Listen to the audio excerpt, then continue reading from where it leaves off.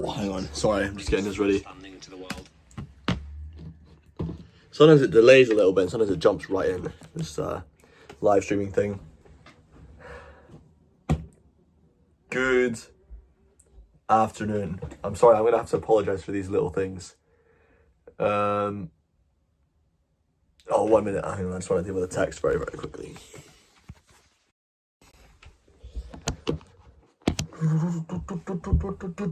I've got the t-shirt, Cultural Enricher, on today. I'm representing all you cultural enrichers out here, all the people who go and spread their culture around the world. This is I got this for the Malawi video. I don't know if you saw the Malawi video, anybody, where I was in the capital city, in the center of the capital city in the long way. And I got 5 guys to wear shirts like this, and one of them was pretty crazy and clearly had mental health issues and refused to give back the shirt. So I now have 4 of these shirts because the other guys gave them back. That was a pretty mental experience being there. I'm thinking, I don't know if I want that sort of stuff again. I'm so happy being here in Scotland, and traveling made me appreciate this country so much more that I just kind of want to be here all the time, and I don't really want to go to these kinds of bullshit places. When I was there, I mean, gosh, those guys, like, they were kind, you know, they did these things for me. They were doing the video, they were dancing, they were trying to take part, and some of them were being enthusiastic. But being around distant cultures in that way just doesn't interest me in the way that it fascinated me a lot. Now it just doesn't interest me. I'm so much more interested in just being here, being around my people, my country, my views. This is the place that interests me more than anywhere else. And I don't see why I would want to do that. I think I'm still going to make trips. I've got trips planned within Europe and some trips to the United States as well in the reasonably soon future. But beyond that, I don't really want to go to somewhere like Malawi or Zimbabwe or India or these kinds of places again if I don't have to. But hey, we'll see where content goes, and we'll see if we think that this is necessitating a new country, or particularly necessitating a crazy or uncomfortable country. Because in Scotland, I had a lot of big plans, and I've found it very, very restrictive trying to do things here because of transport, because I'm still trying to work through doing bagpipes, and just my time's just been clogged up. I've not been efficient. I mean, I've been lazy while I've been here as well. Good afternoon, studio. Why are you saying why? What are you sad about?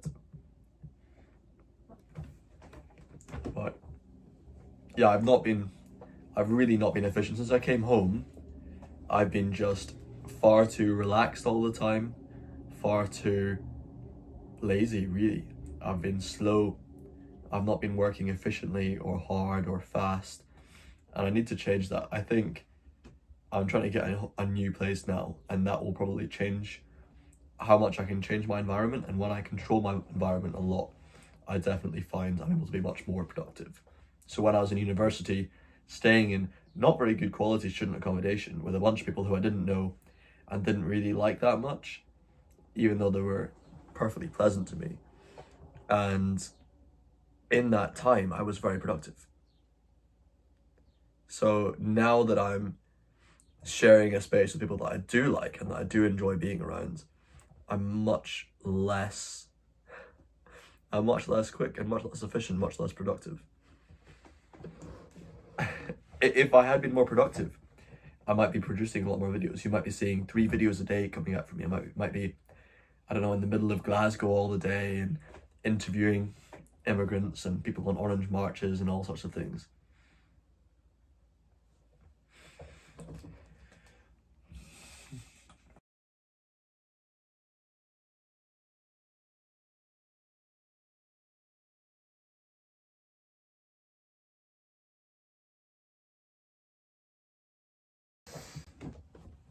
My friend has just received a very exciting parcel, and we were just discussing that. hopefully that's not going to continue happening.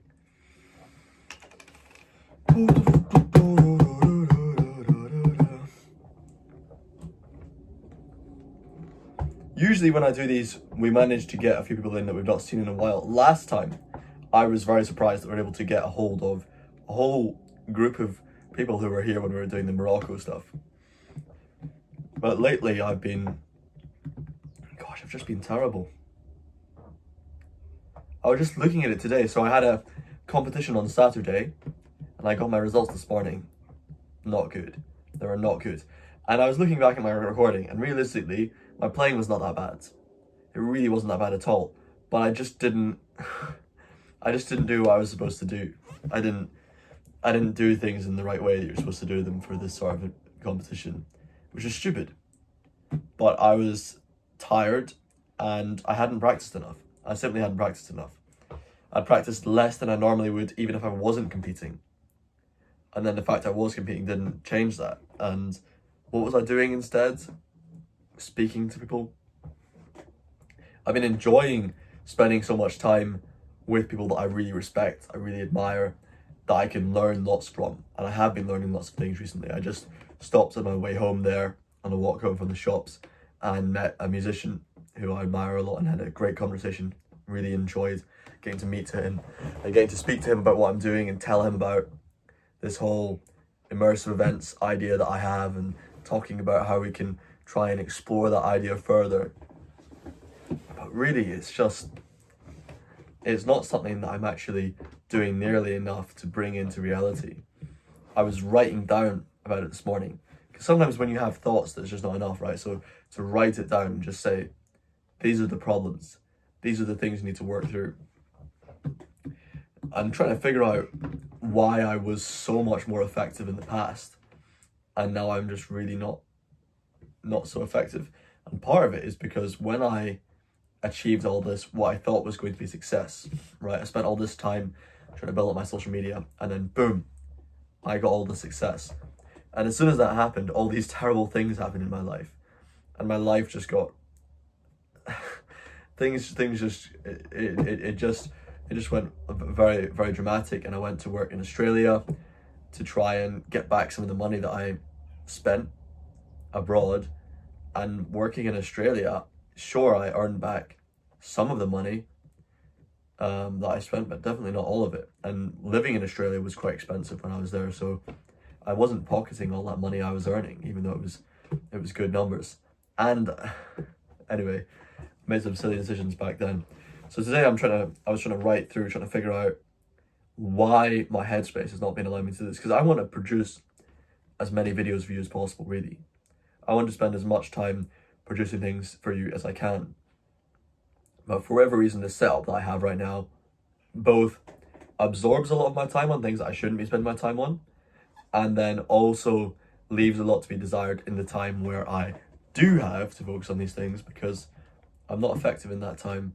I'm not actually acting in a way that you really need to act if you want to do anything ambitious. I am ambitious. I've got big goals. I've got a lot of very challenging things that I want to achieve. And I know people who are working far harder than I am and have way, way more tiny goals than I do, which I'm sure they will achieve. The people that I meet who I trust are not people who are ambitious normally. They're people whose effort outweighs their ambition. And it's probably largely because I'm so aware that that's something that I lack, that I really genuinely believe right now my ambition does not justify where I'm heading to.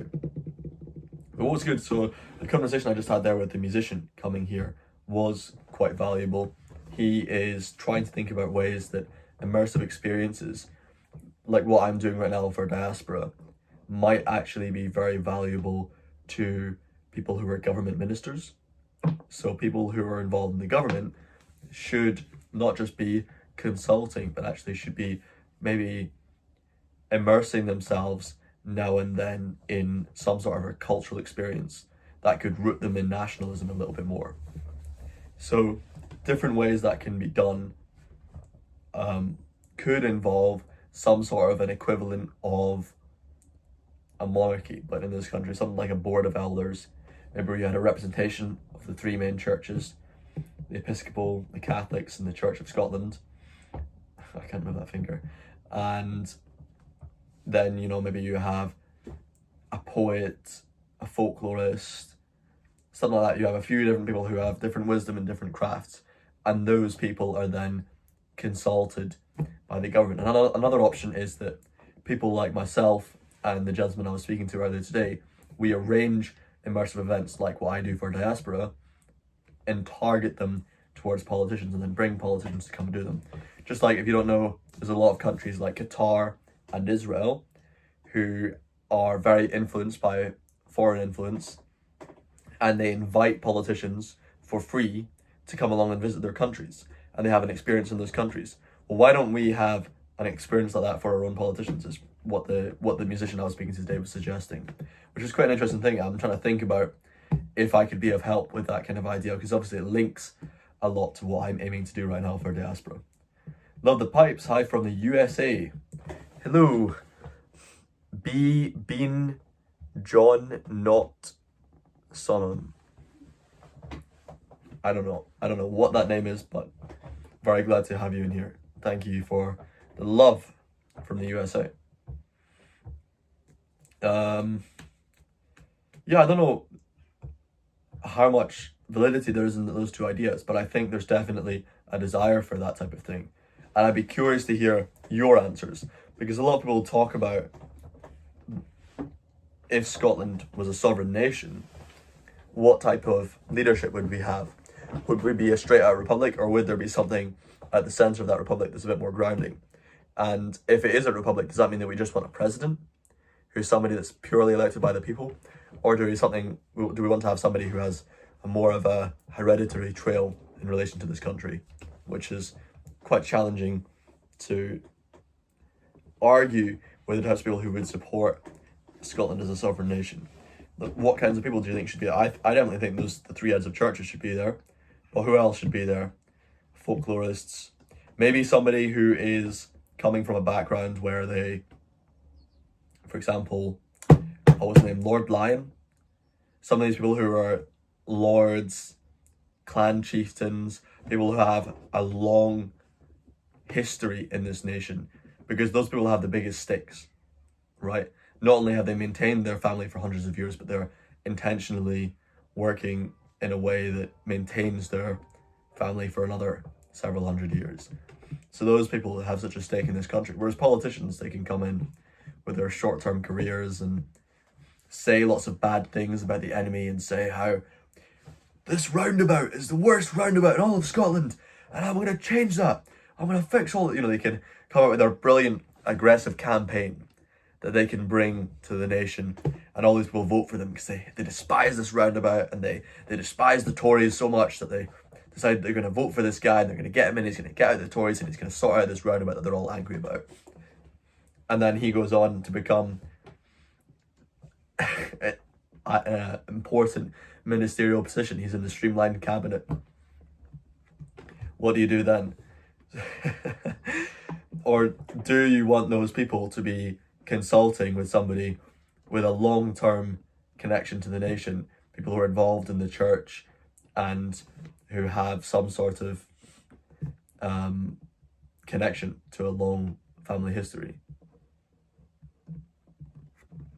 It's a tough one. That was the only person I met. Oh, I've met a couple of family friends today.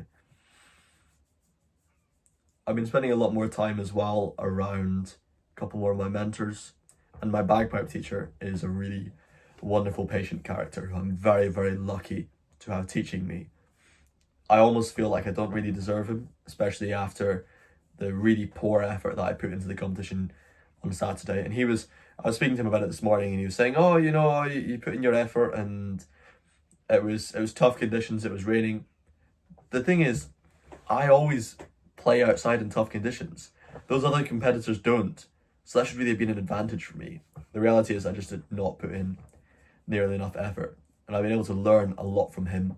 It'd be such a shame if I didn't use the valuable lessons that he's giving to me by actually taking on his wisdom and practicing consistently.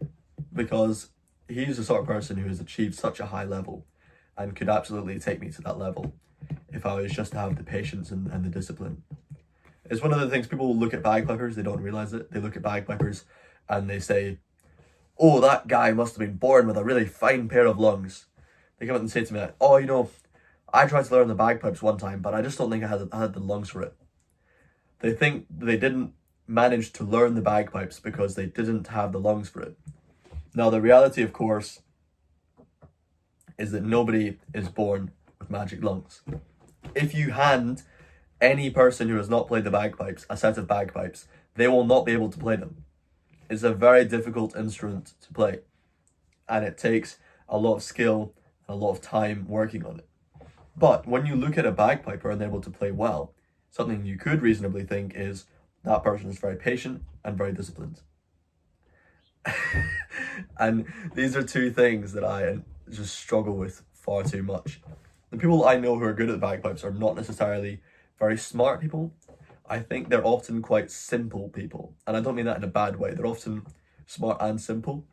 People who are smart and very complicated, with these crazy, chaotic brains that flash all over the place. And I know a number of them who went into the bagpipes and have really not done very well, despite doing very well in almost every other avenue in their life, including other instruments, by the way. There's a lot of instruments that reward creativity and fast thinking and sensibility. But with the bagpipes, it's so much dependent on this hard, cold discipline. You can't avoid it. You can't avoid not practicing. You can't avoid not working through your technique and getting these harsh, fast movements perfect. Keep up the good work. Greetings from Germany. Thank you very much, Monked86. I appreciate that. I've got lots of wonderful supporters in Germany. I know things are pretty tough over there. I've not been to Germany in years, actually, but it is a beautiful country. It's a lovely place that I do like to visit when I get the chance, and I've got many friends there. What is your competition result? So I competed in 2 competitions on Saturday. There was a March competition and the Spain Reel competition. So the March one, I was 3rd, and the Spain Reel, I was 2nd. The March, I think I mostly got marked down because so the march is a 2/4 march, which is our classical bagpipe march you tend to expect to see. So the march has 4 parts, and each of those parts has a repeat. And I was so absent-minded and just not present in the moment when I was performing that not only did I not repeat the first part, but I did not repeat the 3rd part either. So I played the first part once, and instead of going through again, went straight to the 2nd part, did that twice. Then the 3rd part just once before going into the 4th part. So I did very poorly there. And then, once I reached the end of the march, what I'm supposed to do is stop playing, lower my bagpipes, take a breather, maybe even take a drink of water, and then strike up again, tune again, and then play the Spain Reel. Now instead, because for whatever reason I was so distant and so absent-minded during this competition, I got to the end of the march and I immediately went straight into the Spain, just like that, which I have been doing sometimes when practicing. But come on, I shouldn't have been that sleepy and that absent-minded that I just didn't even think for a moment that I should stop right there. I went straight on from the D at the end of the march into the B strike at the start of the Spain. And to be honest, in my opinion, I think I played reasonably well.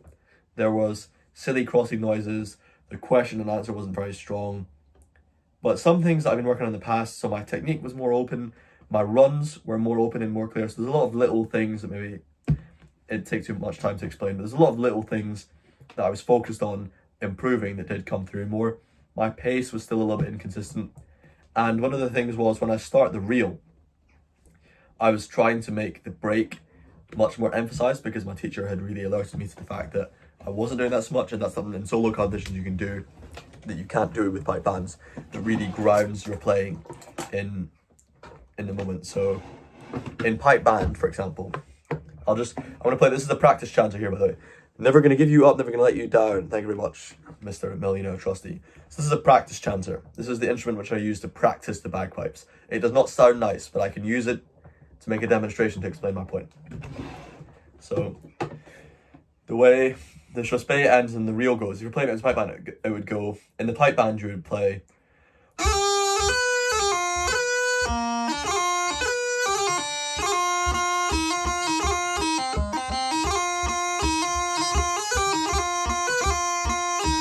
So it goes, I don't know if you can hear this, so.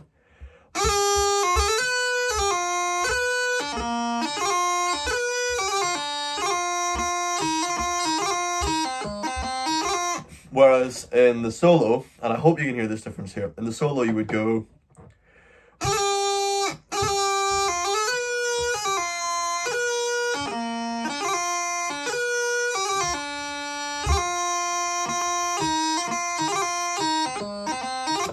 So the key part there is the very first note you hear, you hold it a lot.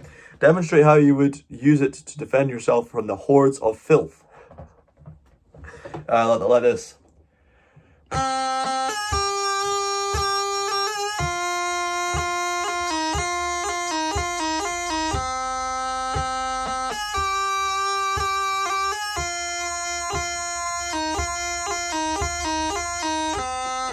There you go. We have got German. Is the German guy still here?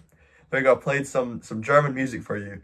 The Germans' favorite Auslander Raus, which I think is they're at the gates. Jimmy, don't call me Jimmy. They're at the gates, Jimmy. Don't let them in. No, I think it's a French song. No, that's wrong. An Italian wrote a song with English words and a French name that has lately been popularized by Germans in nightclubs who have been singing new lyrics to it. So the name of the song is L'amour toujours. I don't speak French and don't pronounce French, so someone who can pronounce it properly can do that for me. If you speak French, you can do that, right? I'm not a person who can say these words in a nice, elegant way. It's just going to sound Scottish when it comes out of my mouth. Either way. That that song has been popularized in German nightclubs by people who are feeling very passionate about some of these problems that have been happening around the world. A true S-tier Scotsman. Thank you very much. Thank you. Well, I'm a cultural enricher as well, and I've got the shirt on today. I was feeling extremely patriotic. I don't know if you noticed, by the way, right above the writing where it says Robin Bagpipes, these are the colours of my tartan, which are practically all the colours of the rainbow. I might as well just put a pride flag on my chest, eh? Hey, if I wore this to Pride, do you think people would take me in?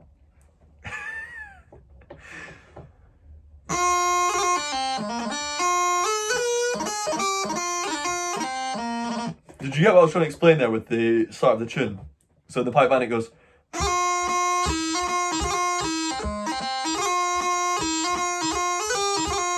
Whereas in the solos it's.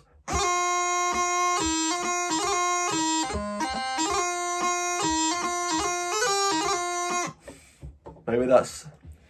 Maybe not. I'm probably not exaggerating it enough, because you need to hear it quite exaggerated to actually get a grasp of what I'm trying to talk about. Much more exaggerated than you actually do in a competition. Although competitions, when you do the way that people play in solo competitions, if you are used to pipe bands, the way people play in solo competitions can be very jarring to you, because pipe bands play in such a strict, conformist way. Hello, mate. How tricks? How tricks? I don't know what you mean, but pleased to have you back here, Mr. Government Drone. Yeah, pipe bands, they play things much more even, really. And something else that they do with pipe bands I didn't even know about until I was in Australia with a pipe band there. They practically play the tunes so evenly that barely anything stands out. And the one thing they really, really seem to emphasize is the offbeat, which is the third. This is in 2/4 marches, but also in reels, and kind of even in Chospés, which is mental. So the offbeat, you imagine it's a 2/4 tune. So you've got two main beats, And between those two beats, you've got two weaker beats, right? Now, the first beat is the strongest one. The second one is less strong. This is just generally, it varies from bar to bar. The third one is almost as strong as the first one. But the key thing with the offbeat is the fourth note, which is much more emphasized. And that often works as an anacrusis.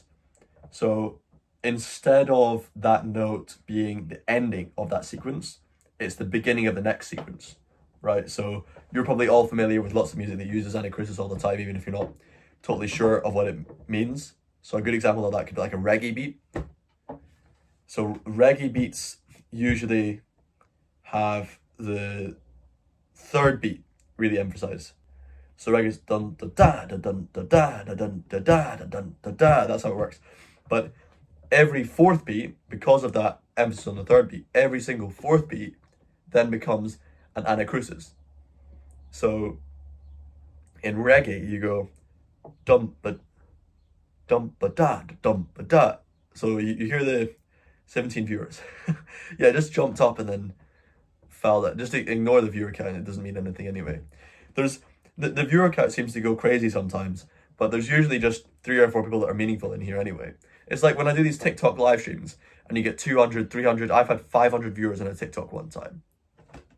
It means nothing because there's only 3 or 4 people that are actually saying meaningful things in the chat anyway. I don't know, maybe YouTube figured out I was talking about reggae and brought in some reggae people or something, and then they just come along and they look at this little ginger guy with bagpipes in the background and they say, "What? This has nothing to do with me." Anyway, back to this beat. So the reggae beat is dum ba da da dum ba da, and usually on the third beat, I don't know what it is. It's like it sounds like a brass instrument, but they have like a little wah, like a. Does anybody know where I'm going with this? The reggae thing, the dum ba dwa, the dum ba dwa. But the anacrusis is the note just before the beat. It's the fourth one. The dum. So the dum is the beat and the d is the anacrusis. How old are you, Robin? Major oscillate. I am 21 years old as of yesterday. It was my birthday yesterday, and I celebrated with my family. And I'm now 21 years old. I wonder, I'm not 20, I'm 21. Thank you, Sude. Yesterday was my birthday. I'm now a fully fledged adult. I can travel to the United States of America. I can drink. I can gamble. I can pretend I'm Donald Trump with my hands. You're with me so far? Oh, good. You're following. Yeah, I was going to try and think of a bagpipe tune. Thank you for the happy birthday as well. I was going to try and think of a bagpipe tune which could fit a sort of reggae beat to back up my point, and I can't think of anyone. You do have some like bagpipe tunes that are kind of a little bit more jazzy. So hornpipes that you can play follow a little bit more of a jazz or swing beat. So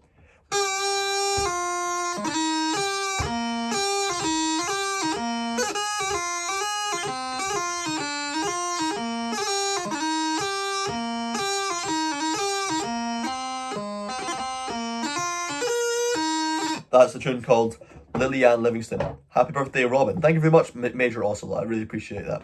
We've got 19 viewers. See, this is crazy. The numbers just leap. That might be more than we've ever had in the past. We never have that many people in these live streams.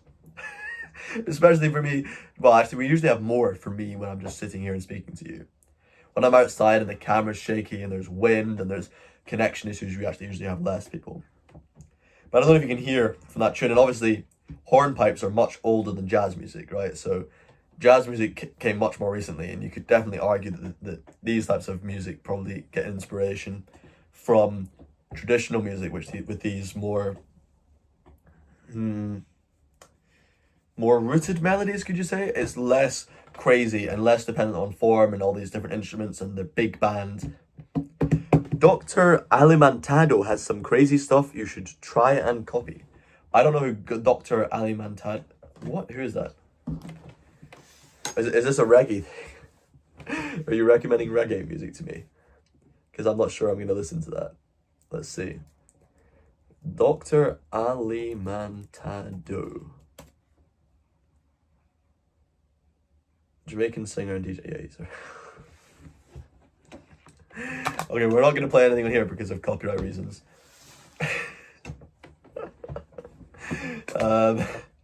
He does reggae, yeah. What's an iconic reggae song? The thing is, reggae usually doesn't have much of a melody. Like the melody is so basic and so dependent on the beat going bwah, bwah every few beats. Like dum bwah, dum. What's that called? Like, can we get like an AI reggae beat or something? Best dressed chicken in town? Are you calling me a chicken? Excuse me, sir. I think you can call me much nicer things than chicken. Why don't you compare me to a fine beast, like a Highland cow with my... Actually, look at this bag I've got here. One of the gifts I got for my birthday was in this bag from my grandparents. This is their way. I think this is their way of subtly telling me that I need to get a haircut. They were in some touristy place. And of course, the thing with touristy places is they don't have many people who are actually Scottish going to visit them, because mostly people who spend the most money are tourists from other countries, and they like to buy things like drawings of Highland cow. 22 viewers. Who are these people? There's nobody writing anything in the chat, and there's 22 people watching. I'm so lost with this world right now. Right, shall we try and find a reggae beat and try and do it on the channel? It just jumped down to 12. What? It's so random. Let's get like a reggae type beat. That's what we need to get, because that won't be copyrighted. Because then you can hear what I'm trying to talk about, and I'll be less screaming to the abyss. Reggae beat, understood, Creative Commons.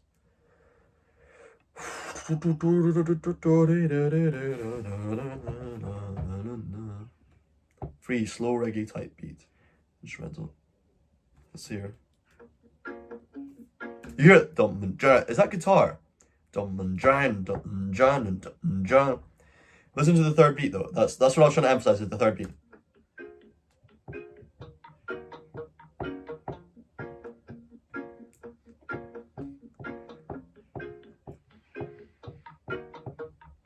So that's the third beat.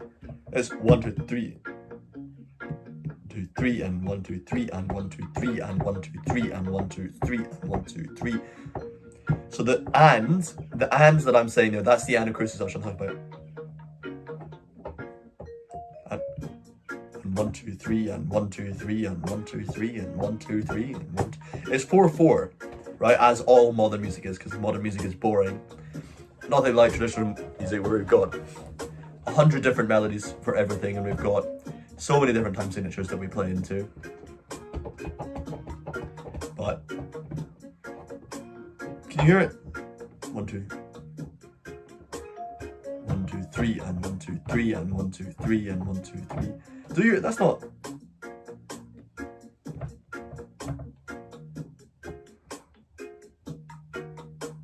Oh, that's something else I didn't pick up on. Is they always do that in reggae. Is dun dun chat and chat and dun dun chat and cat and chat. It's like that. They do a different. They alternate between different drum beats. So they go dun dun chat and dun dun chat and kun dun chat, like that. Yeah. Anyway, I'm not a beatboxer, guys. I'm a bagpiper. Go somewhere else for your beatboxing. That should be clear enough. No way your hair looks nice this way. Thank you very much, Cindy. That's very kind of you to say that. I don't know. I think it's fine, but it's definitely getting a bit much, the sides now. And I'm just a little bit harder to control, especially when it's windy. And because right now, I mean, I'm sitting in my room, it's just going to sit in the way that I want it to sit anyway. But when I'm on the move and I'm not wanting to faff about with touching my hair, it gets pretty crazy and a little bit out there. You know, it gets very sloppy. And the funny thing about my hair is that for some reason, often the more messy it is, the more intentional it looks, even though it looks, and I say, the way that my hair naturally falls, it has these really big circles here. So it looks very intentional, but also very bad. And then also when it looks in a more satisfying way, it can seem like sort of messy or unintentional almost. Remember you, the ham. Yeah, I do remember you. You come on here and you just moan all the time. And I had to time you out last time because you were moaning so much. I've never had somebody come on here and be so complaintive. There's a good song called Bagpipe Reggae on Spotify. It's real bad. Because bagpipes just wouldn't suit itself to reggae. Like, the only thing I could think is you would use a strathspey. So like you take something like,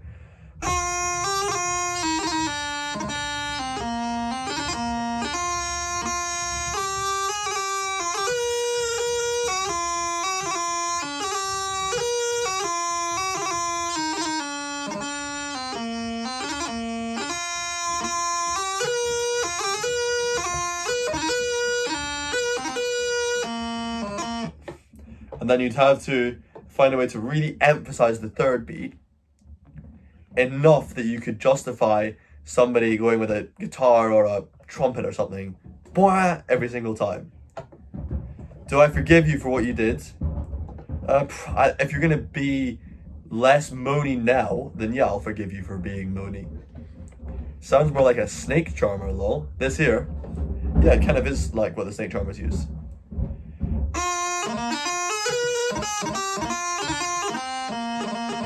Okay, we'll do Asha Spey, and we'll try and imagine it like a reggae song. So.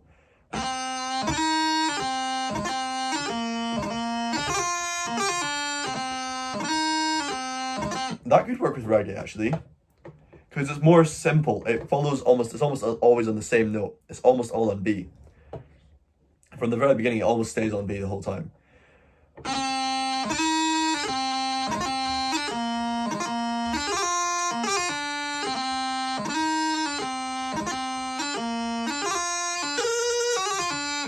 Fuck, are we gonna try and do this with a? No, it's gonna be out of tune though. I'm not gonna try and do it with that because it's gonna be so out of tune with the reggae type beat. Ah, fuck. There we go. It sounds like it's getting soggy. Yeah, it's getting soggy.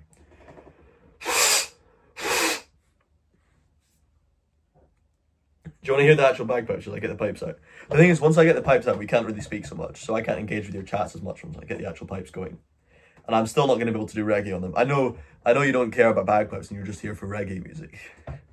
But I'm not going to be able to do reggae on them really. Not right now. If no bagpiper up until this point that I'm aware of has successfully done reggae, then somebody like me who has never managed to even like graduate to grade 1 amateur competition level, I don't think I'm going to be able to achieve playing reggae to any degree that sounds pleasant.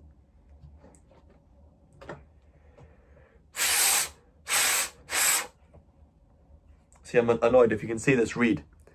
It's just a plastic one. You see that little line at the side, like the light line? Basically, it's a double reed, yeah, but just a cheap one.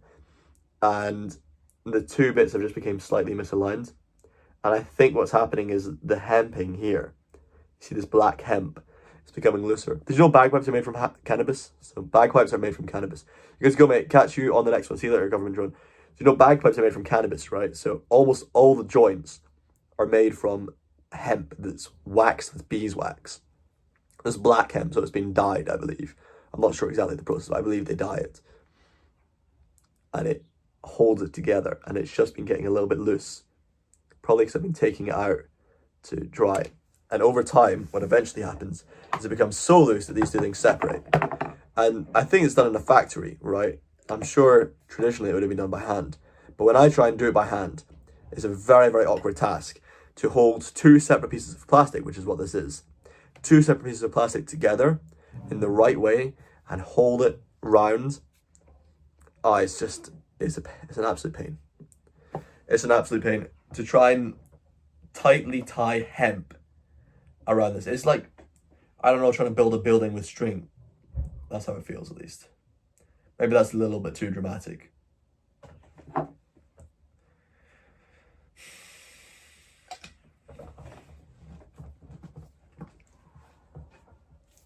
I'll just put this half on for now. So it's so stiff.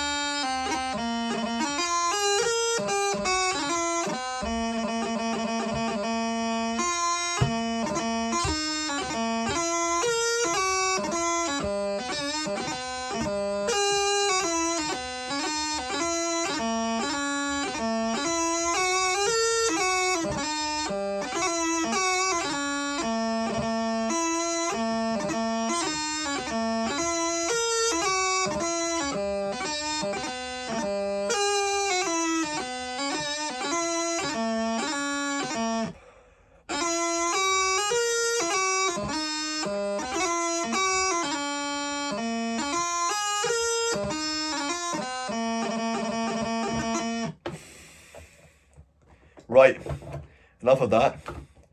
I've been practicing that plenty enough today. And I'm playing far better on the chanter right now than I do on the bagpipes. So I'm going to get the bagpipes out and do some playing there.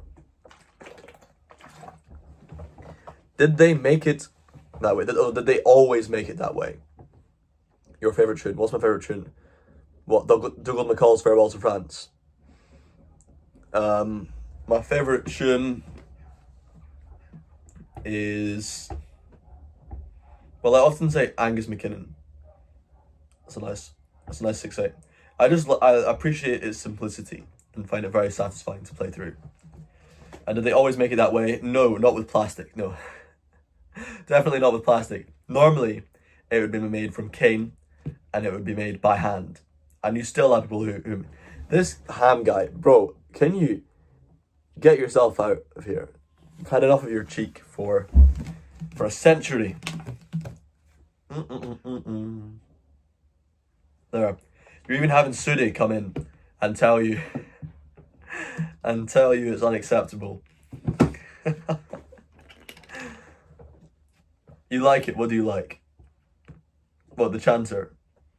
So you can actually meet people now who are performing bagpipes which were handmade, and you can also see people who make them by hand. I know people who do this, and many people do it. Obviously, they use machines. They use lots of machines to do it. They use lathes and the rest of it. But lathes, in their essence, don't necessarily need to be particularly complex machines, especially if you're using a foot-operated pole lathe, which is something I grew up with in my back garden, believe it or not, before me and my brother broke it.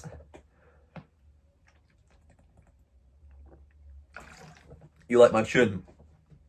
Dougal McCall's Farewell to France, the one I just played, or you mean Angus McKinnon? No, but Angus McKinnon is such a very simple tune, but for me it's just so calming. It's just so relaxing. And for 6/8s are generally very lively, very bouncy, fun tunes. And Angus McKinnon maintains the funness of 6/8s, but has quite a solemn air to it, which I really like.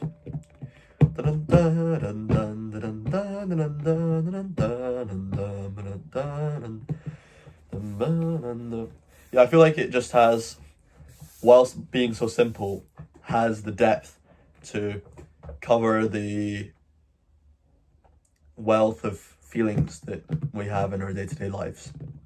And it's one that just, when I'm just going around, I feel like it slips in. That's a funny thing, by the way. See, when you play bagpipes all the time, and I'm a person who doesn't listen to bagpipe music really, right?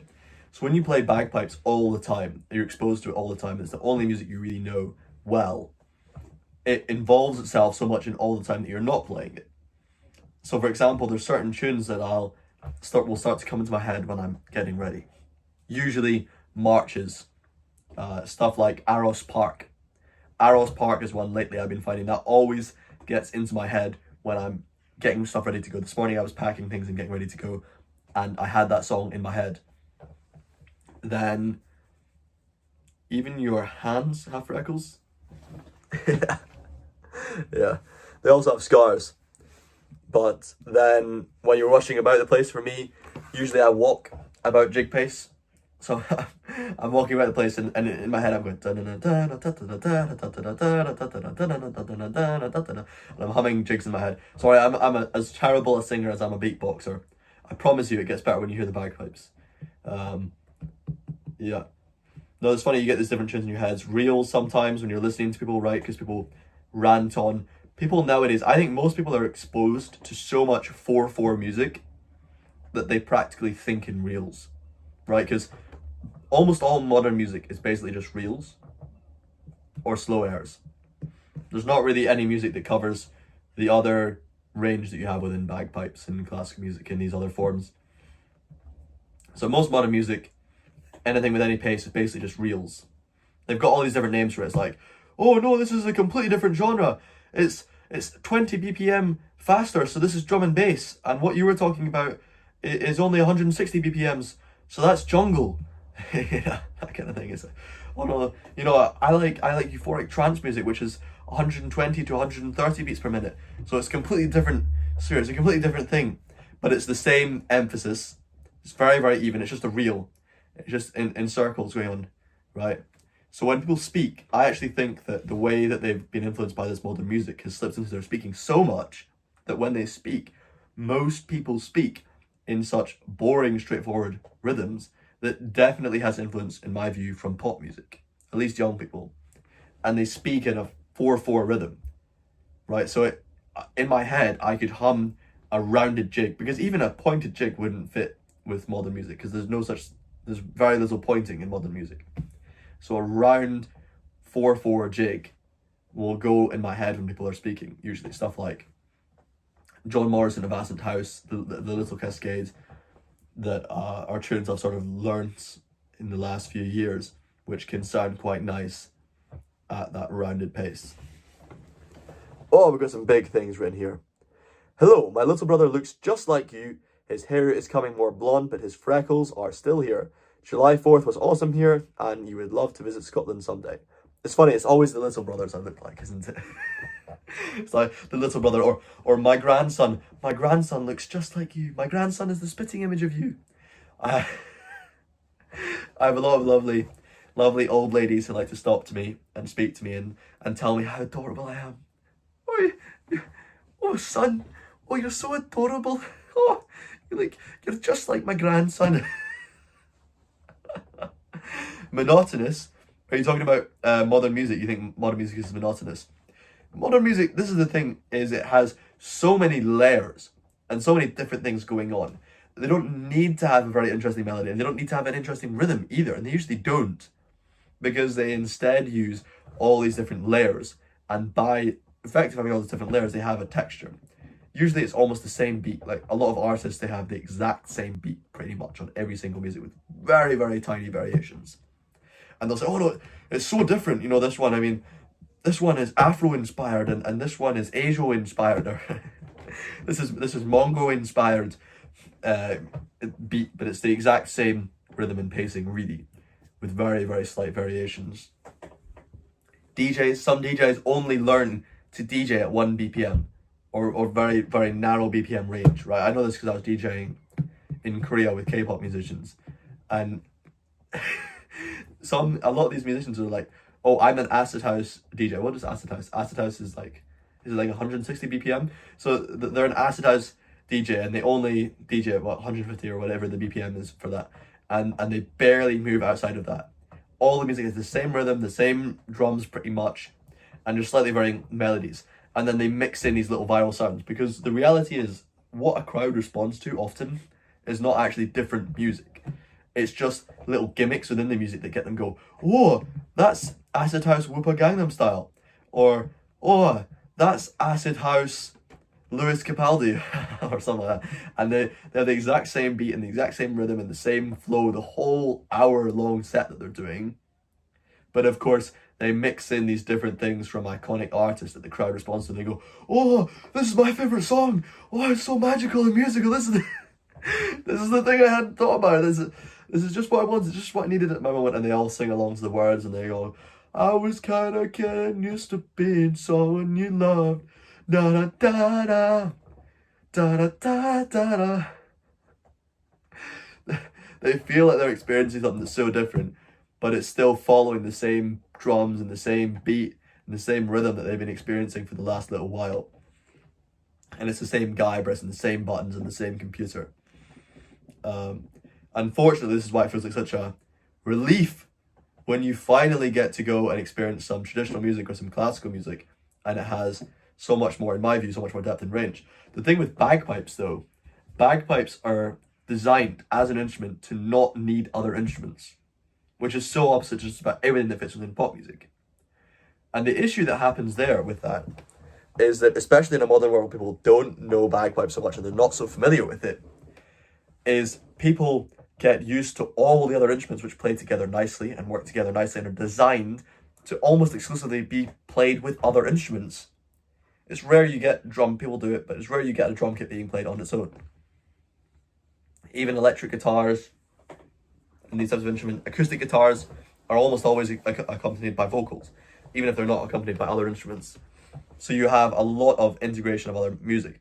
Bagpipes, being designed to go by themselves, are brilliant by themselves and do not need other instruments in that same way, which is generally, in my opinion, a massive advantage, because you get to focus on one key element of music by itself and really, really enjoy that without other interruptions or other distractions.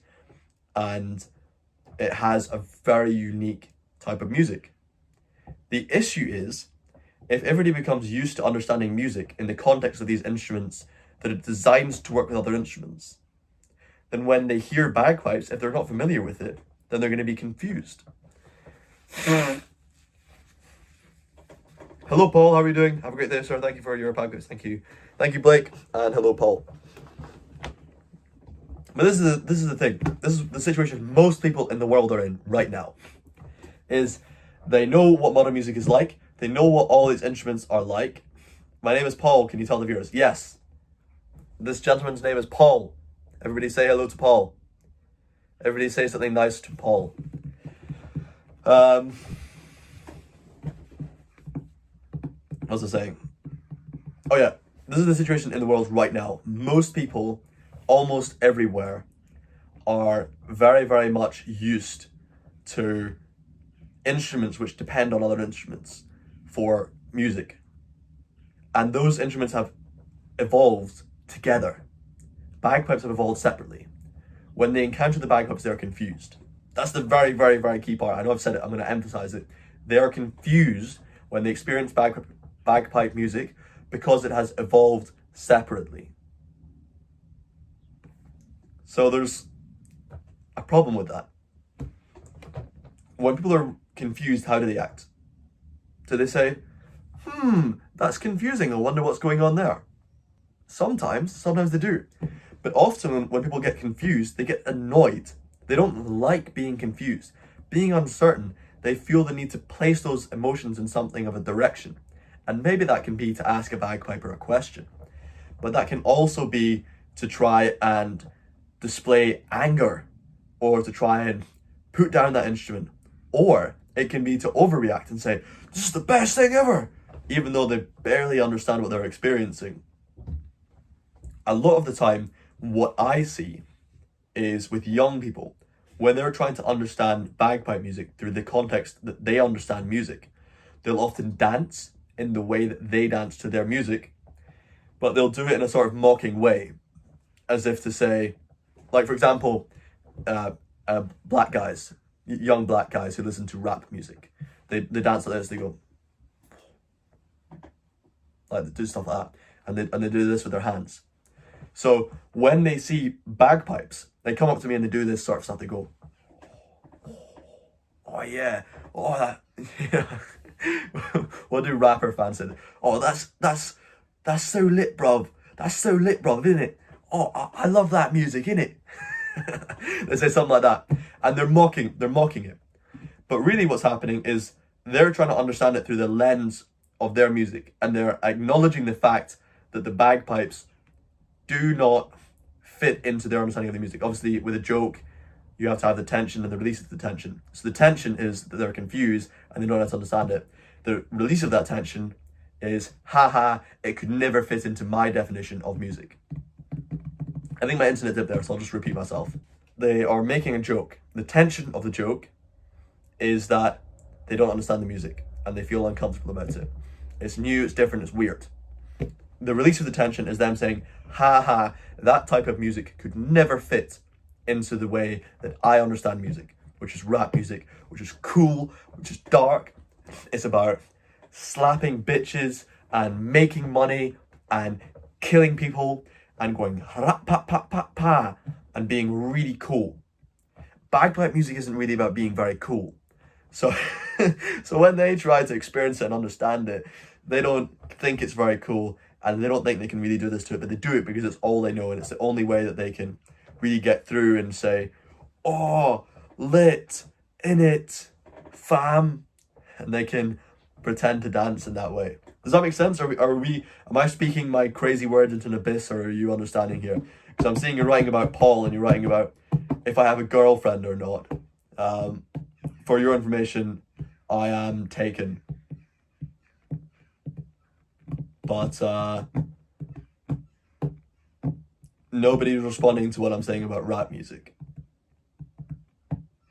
We're not going to hear anything. Anybody checking in with what I'm saying? Am I speaking nonsense and doing a big silly display that you can't pick up on? Is that what's going on here? Are you a little bit confused? Did I get a little bit too odd with the way I was describing it? Was a little bit too out there? Can you see that? Because I could maybe reinforce it with some other points if this is something that does interest you. For example, if people, it's a compliment. What's a compliment? No.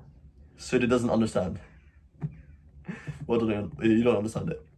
You don't understand it, or you don't, maybe just say, I don't understand, or say, I'm not interested, or whatever.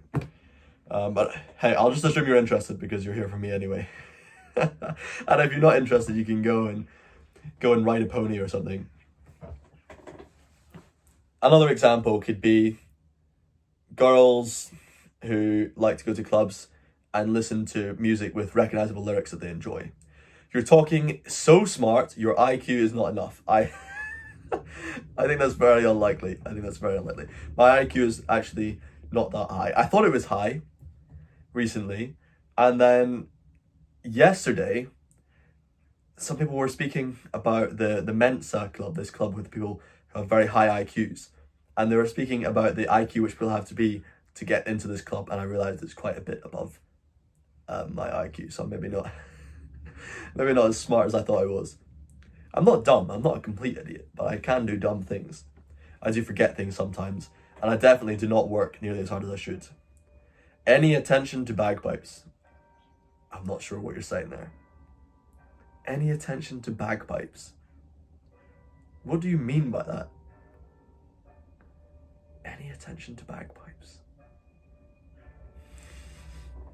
You mean are you trying to say it's good that people are dancing or doing what they do to the music because at least they're acknowledging it, at least they're giving it attention? Yeah, that's what you're saying. Any attention to bagpipes is good. No, I thoroughly disagree with you. Mr. CyberX. Let me explain why. Bagpipes exists very, very well as a niche folk instrument. It's very, very healthy as a niche folk instrument which few people know about. And those who do know about it, they understand it. Alright? I'm very, very happy new media is balked. I don't know what you're saying. But as a niche folk instrument, the people who respect bagpipes, who listen to it, who understand it, they have a much more deep relationship with the instrument.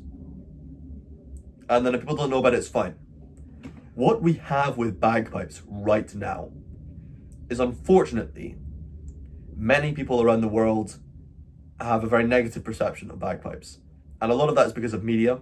A lot of that is because of media that originates from one particular country who I talk too much in a negative light about on this channel. But there's one particular country, if you don't know what country I'm talking about, it's quite near to me, it's south of me, and it makes all the decisions, or a lot of the decisions, for my country. Now, this country is very responsible for a lot of the media around my country, and including, as a subset of that, the information about bagpipes. We're saying, as a musician and an opera singer, you understand, wow, you're an opera singer. I was watching opera on YouTube while drawing just before this, I started this live stream actually. I don't ever watch opera, I don't know anything about it, but it's really nice and I would like to learn some things about it. I really would, and I keep saying I mean to go to the opera. I've got a friend who's an actor who's actually quite well achieved as an actor. He's fantastic at what he does, and every time I speak to him, he manages to slip in at some point. He'll say, "Have you been to the theatre recently?" He'll say, "Oh, what have you been seeing?" And he's always pushing me like, "Robin, come on, get out there, see stuff, go to the opera, go to the orchestra concerts, go and experience art in person." And I've really not been doing it enough. As somebody who claims to be a cultural enricher, I really have a responsibility that I probably should learn more about the wonderful cultures of Europe, especially them being displayed in this country. You're a boy, just wanted to know, who is your girlfriend? You didn't mention about her before. Yeah, I mean, I prefer to keep these private, and it's all early stages, shall we say, right now anyway. But I think it's best not to involve too many people here, considering how negative some of the response has been online. At least in the short term, I don't want it to be like that. To be honest, I've not had negative responses to my videos ever, really. Like, you have some people in the comment section. The people who cause problems are usually people who see reposts of my videos. And when a repost of my videos goes viral, that's when there's problems, because the repost tries to brand me in certain ways. The most infamous one being Turning Point UK's one that got 20 million views or something stupid on Facebook. And it's like, it says something along the lines of, white Scottish patriot forces his culture on Indians to teach them a lesson. And I have so many people messaging me to this day saying, why do you call yourself a white Scottish patriot? And why do you teach lessons to foreigners? And why do you hate foreigners? Why do you tell people how much you hate foreigners? And I wouldn't want a repost of my videos to be represented in that way. And I certainly wouldn't want to involve somebody publicly who can maybe be harmed. And that's why a lot of the most valuable and most interesting characters I know have never been shown on my YouTube. I try and avoid talking about them, although I talk about what I've learned from them a lot of the time. I avoid talking about them. I avoid showing them. I avoid so many things around these people because I just don't want to bring anything close to the repercussions of what's happened to me. The pinnacle of my success was really not what I'd expected for success at all. All right, it was quite negative, and I know that people might be misled into feeling safe in being around that type of attention, and it really doesn't. It's so different to how people think it will be. People, for one thing, people think I was going to be in danger in India, and people say, oh, it was so dangerous. And so many people come up to me and they always ask me, oh, did you ever get any trouble in those countries? Did you ever get any people responding negatively to you? They're all wanting to know, did you have a fight? Did they respond badly? Are they all scumbags and barbarians in those countries that you visited, as they expect them to be? What they don't ask is, do you ever get into trouble back home? Because it's almost always people who are from said country that is south of this country who have caused problems for me. Okay? It's not been Indians. It's not been Africans. I did get in a scrap with a couple of Africans. But it's not been those people who have been pests to me. It's been people from that country, right? Which is England. If I wasn't being extra clear, I'm trying to avoid saying too many negative things about England, because it's easy to do when you live in Scotland. But I know lots of great English people. I know some great English people, and there are a lot of people from that country who have caused lots of trouble. Now, at the same time, the majority of my audience, or more people come from my audience than anywhere else. Robin, can I get a happy birthday today? Yes. Give me 1 second. Let me give you a happy birthday on the bagpipes. And not 1 second, actually, it'll be 1 minute. Because they're probably a little bit out of tune right now. I've not disassembled them, so they shouldn't be very out of tune, but they're probably a little bit out of tune. Hi Robin, you're familiar with you from Angela Rose. Was it fun collaborating with her? She seems like a cool person. Angela Rose is a very lovely person. Very sweet, innocent character whose depth may not exceed her content, but her content does justice to her character. We're going to get some bagpipes going. Am I going to whip my jacket off as well? Oh. Gosh. I should be charging you for this. I should be charging you for this bagpipe performance. Giving you a personal thing. You're famous. Happy 21st. Well, I'm trying to be less famous, you know.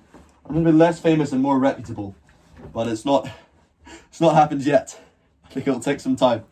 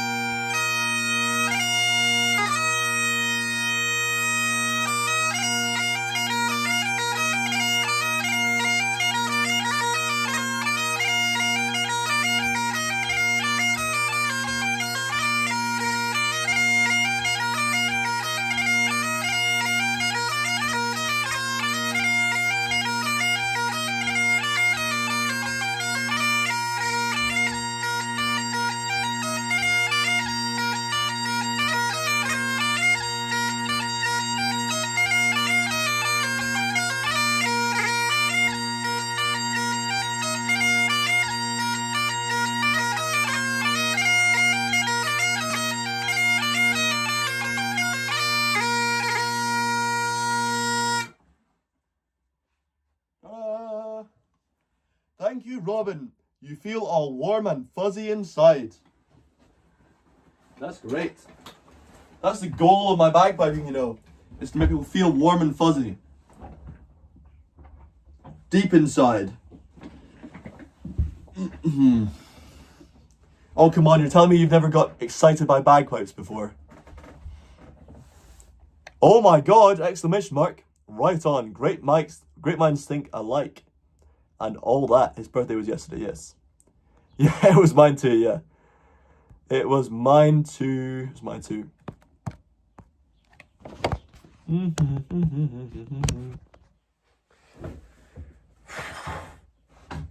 Well done, that covers everyone who has a birthday in July. I know, I felt really bad. I never get requests on Cameo. Cameo is this site where people can pay money, so they don't advertise it, ever. But I have it on Father's Day, and of course, because I never ever check the site, I didn't notice I had it until it was already expired, which was such a shame. But I was thinking maybe I should do more things like that, because I never ever advertise my Cameo. So somebody within Cameo had searched for Robin Bagpipes and had found me, and it said, oh, my dad's a big fan of yours. Some American. My dad's a big fan of yours. Can you, what was it? Give him an aggressive pep talk in uniform. So I assume this person had seen videos of me going, I am proud of European culture. And they, I don't know why I did a Sikh Heil along with that style. But, sorry, I'm getting so runny today. I'm not sure what's happening. But they probably seen the videos of me shouting aggressively at the camera. And they thought, oh, my dad would probably love it if Robin could do something similar for me.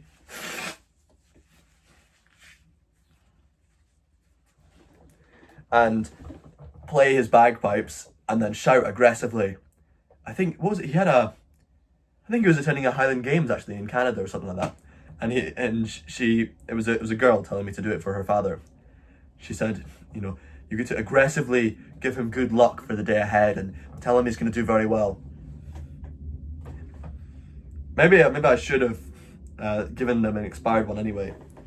The thing is, I realized for every reason when I set this up, the pricing is so low.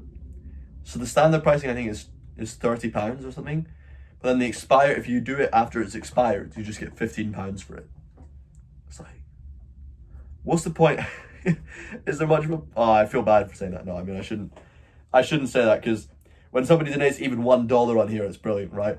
It's just funny that the ratio is right, because I do a gig, and normally my standard day rate is £250, right?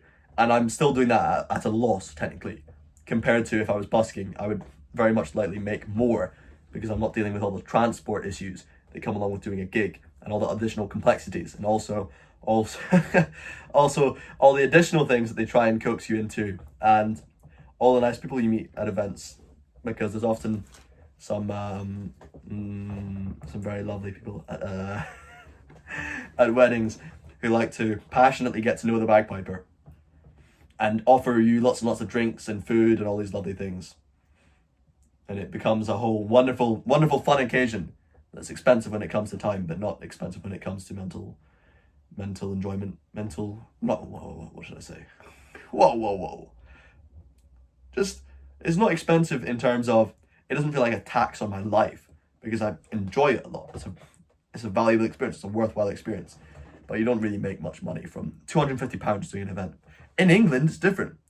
Don't get me wrong, in England it's different. You go down to the south of England, in London or Buckinghamshire or Kent or one of these places, they don't even ask you how much money they're going to pay you. They tell you. It's like, it's £500, £750, no question. And they'll send it to your bank account before you even show up. And they're very trusting of Scottish people to do that. Very trusting of them to be that way. I wouldn't be that trusting. I wouldn't pay somebody in advance in that way. Right, let's see. Excellent, well, that's good. That means that you're not really happy about hitting 30, lol. The age is catching you. You're 30 years old. Wow. Yeah, this lady, Teresa, who's a fan of Angela Rose, I'm really curious. Did you find my YouTube from Angela Rose's YouTube channel? Is that how you came across me? because I found it very interesting. For one thing, that video got something like almost 400,000 views. So it was her second highest performing video of the year. Her second highest performing video. Somebody who does videos almost every day sometimes. Her second highest performing video was a video of me in London with her going around playing bagpipes, titled Bagpipes versus the Islamification of the UK, or the Islamification of Britain, something like that. And I went there. She paid me for the video, by the way. You can't send a tip. I don't know why that is. But anyway, she paid me to do a video with her. And she paid me far more generously than it needed. Let's just say she paid me English prices. And I very much appreciated that. I slept on the bus on the way down, and I slept on the bus on the way back. So I had no accommodation costs. But she got me a lovely meal. She was very, very kind, and we had a wonderful time. And that video was her second highest performing video of the year. I have never had a video on YouTube that came close to that. But it gives me faith that with time, I can absolutely get there consistently and hopefully be getting beyond that. And seeing as I know what she made from it, I know that it wasn't much of an expense for her to pay me for that day. Because when you get 400,000 views on a 15-minute YouTube video, it pays pretty well. Sorry, I'm so sniffly right now. I do apologize. I don't know why it's happening. It does happen more when I speak more, I suppose. Maybe I should close my window, but I like the fresh air. 30 is still young. Come on, lol. And yes, you're subscribed to our channel, and I was on there. Okay, but I don't think did she put a link to my stuff? Did you find her through the link in my description? Or did you just see it and then search for me afterwards? Is that what happened? I'm curious. I would have asked her to add me as a collaborator on the video. Maybe I still should. I spoke to her more recently about it, actually. Maybe I still should ask to be added as a collaborator, because that would mean that I come up as an additional person who contributed to the video. But I feel like, first of all, she paid me very well. Second of all, it was all her arrangement. She flew all the way there to do the video. She came there to do that. She very kindly arranged things and just made everything work, right? Sure, when I was there, I helped out. She was a little bit shy, and I was able to make things go a little bit smoother on the day. But she arranged the whole thing. I'd feel bad just proposing that. Maybe that's me being too polite, putting myself a little bit too low, I'm not sure. You found me through her channel too. The video popped up in your feed. Wow. I came up on your page after you watched her video. It was the algorithm. I see. Yeah, so the algorithm has learned that I'm associated with it because lots of people are watching her video and then watching mine. That's great, right? I have to apologize again, and I'm gonna have to apologize 1,000 more times during this live stream for my sniffling, but I can't do much about it right now, I don't think. You too? Wait, how many people are here from Angela Rose? Everybody's here from Angela Rose. Is that what I'm getting? Is anybody not here from Angela Rose? Put your hand up if you're not here from Angela Rose. If you came here through the Morocco live streams, or through one of my shorts, or through my Instagram page. That's so interesting. I wonder if that's why I'm getting more numbers now in terms of viewership, but I'm not getting as many numbers, or I'm only getting the same numbers when it comes to donations. I'm wondering maybe because previously the people who came through my Instagram were the ones who saw my Instagram and were very committed and were watching my story when I told them I have a YouTube channel and actually clicked on the link, which is quite rare because most people just flick through stories and don't see anything. So they were quite dedicated people that actually made their way to my YouTube channel. Whereas the people who are here now, maybe they came through Angela Rose, they watch YouTube anyway, they're not necessarily extra committed and they just are fulfilling this normal pattern that they're used to. Maybe that's why I get less donations per viewer, if that makes sense. Much more viewers, same level of donations. You just come here because you like my tooting, lol. But you don't know who that is. My tooting. My doodling. That's what the Germans call it, doodle sack. I think in most of Eastern Europe, or certainly Northern Eastern Europe, places like Poland, they say dude. And that's quite a common version of the name for the bagpipes. In Germany, it's Dudelsack. I think it's the same in the Netherlands. In Spain, it's Gaita. In France, it's Cornemuse. In Italy, it is Cornamusa.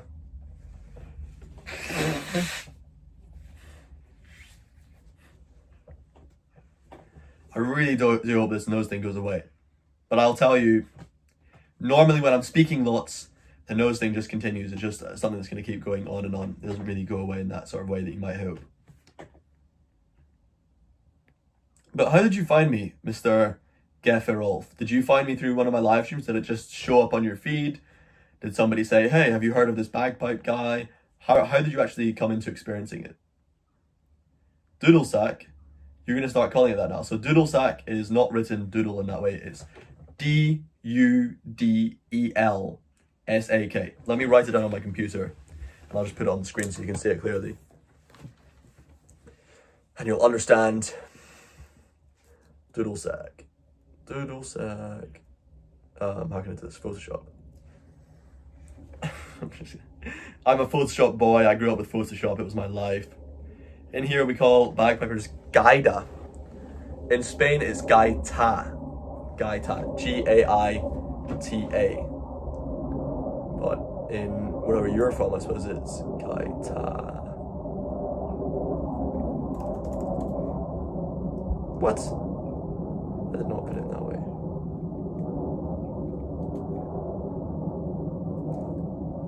Right, we're going to do Photoshop here. So I'm doing my concentration face.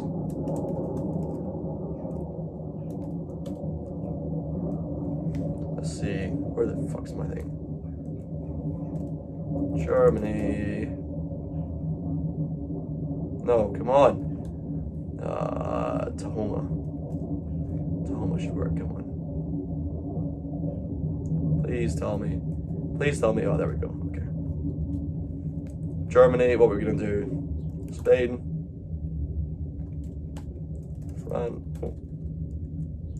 France.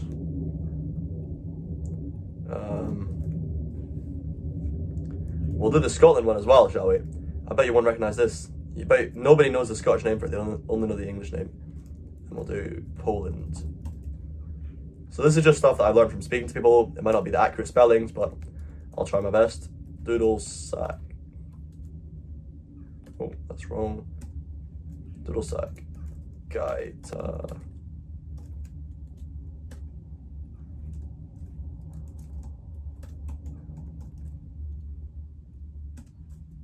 Does anybody know the Scottish word for bagpipes?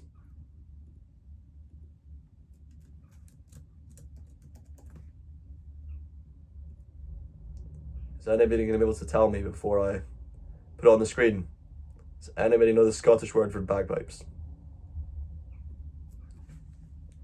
The Scottish word for bagpipes, seeing as you're also showing so much enthusiasm, the Scottish word for bagpipes is pibroch. It is written like this.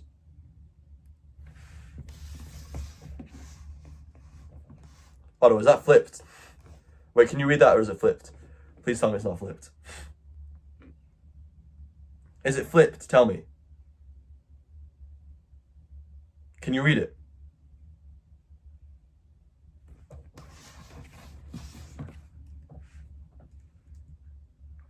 Because I can flip it if you want.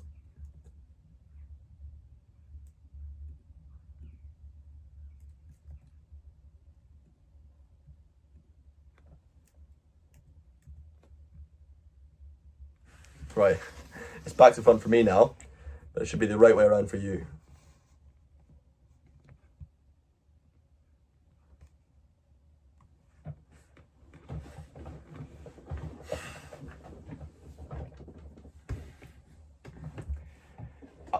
Somebody, if there's any spelling errors, which I'm expecting there to absolutely be some, please tell me.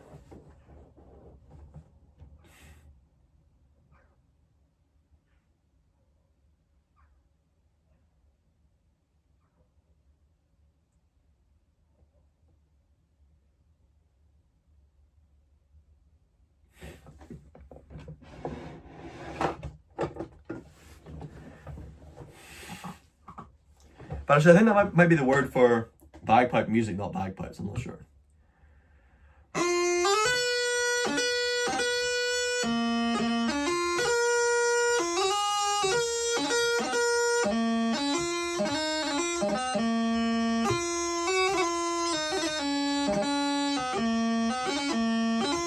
Look, I don't speak Gaelic, okay?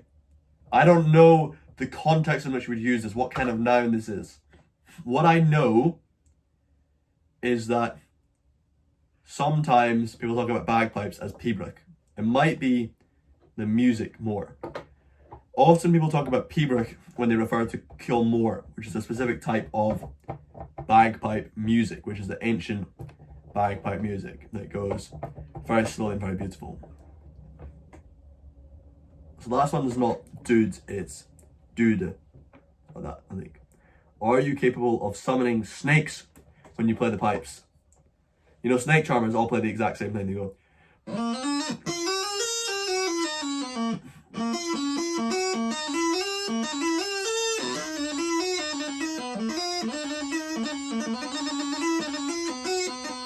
They do that.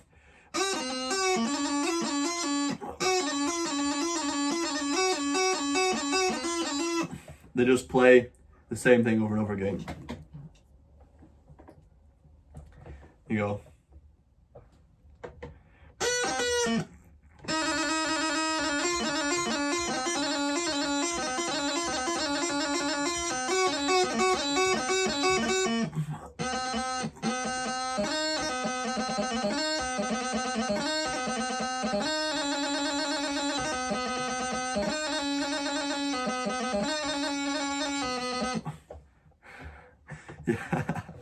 Yeah, I'm summoning the snakes to you now.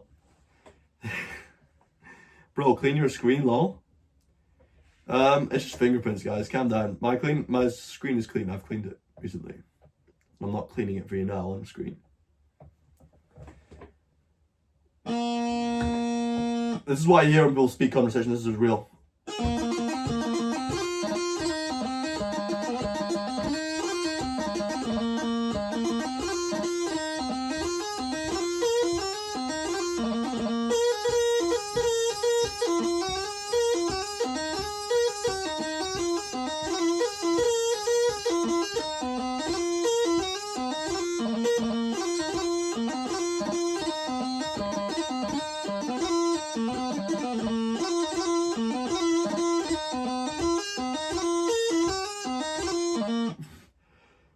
That's why everyone will speak. So, but better, much less bullshit than that, because that was full of just mistakes and timing errors. Oh, I'm feeling rotten. Oh, I'm feeling rotten. Although I'm yawning, I've been sleeping long hours. Oh, I had a phase where I was just up all night on the phone, and now I'm not doing that so much. Now I'm actually going to sleep in good time, and I'm still feeling tired. That's a bit stupid, isn't it?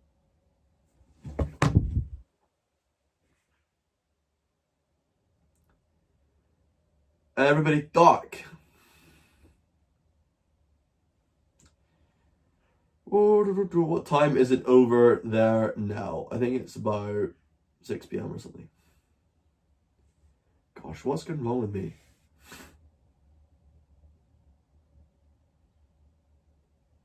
How many sombreros do you have? How many sombreros do I have? None, thank you very much. None at all. I have many capas.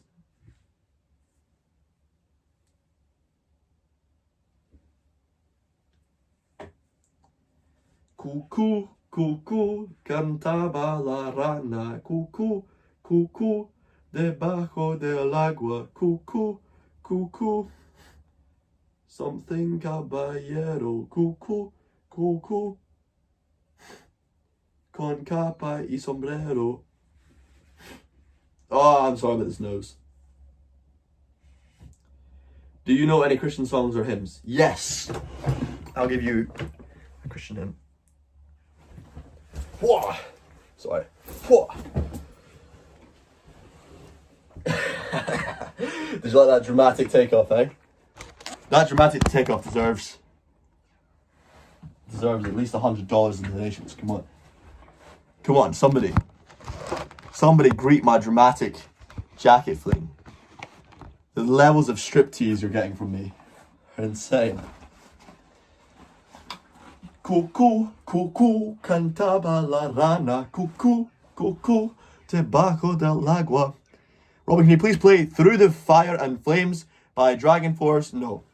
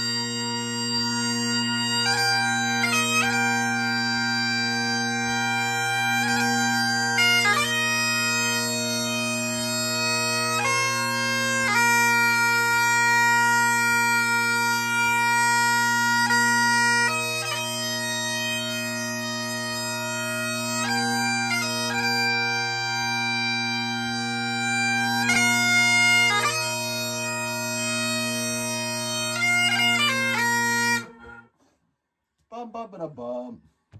This one would always make you tear up. Nicholas, am I making you tear up?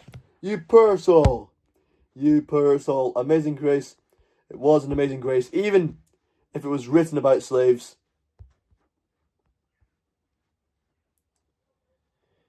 You thought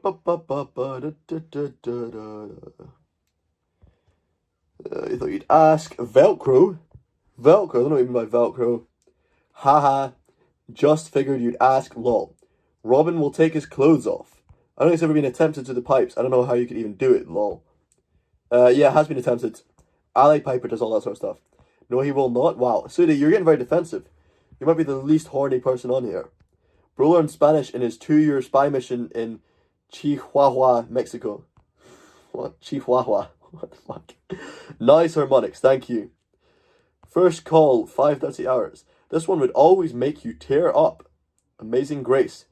Bagpipes were made for it. Not really, no. The other way around. They played it at your dad's funeral. You know, it was actually my friend who first suggested to somebody else for an event. There's this guy, he had to an event and he was asked to play hymns at the event on the bagpipes. And my friend pointed out to him, he said, well, you know, Amazing Grace fits onto a pentatonic scale. So you could actually play Amazing Grace on the bagpipes and it'd probably sound quite nice. And I said, oh, well, that's a good point. And he went and he played it for this thing for this church. And it ended up getting a lot of publicity. And that's why so many people now play Amazing Grace on the bagpipes. And it's known almost now as a bagpipe song. People bring it up so much, almost as a bagpipe song. Robin, are you rooting for England now that Scotland is out? No.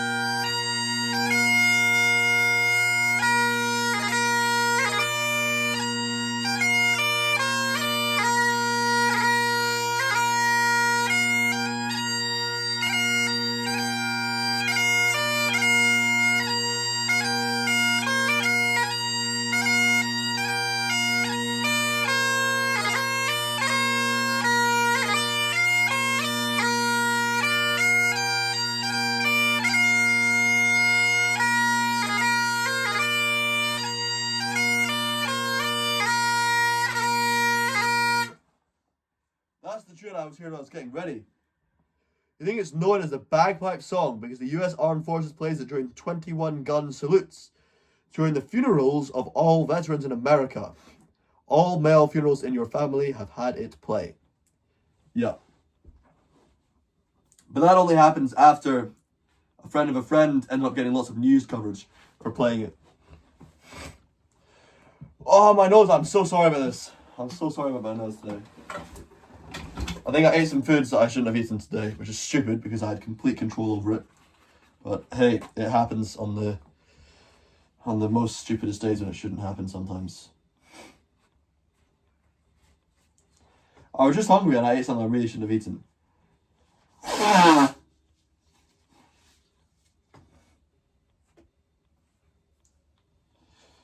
Right, let's go. Sudi, you were saying, so I know God Save the King. I do actually. I'm not playing that. I'm not playing God Save the King on the bagpipes. I play it, I do, but it's not happening. Sorry, sir. Not today. Not on my Highland bagpipes will I play God Save the King.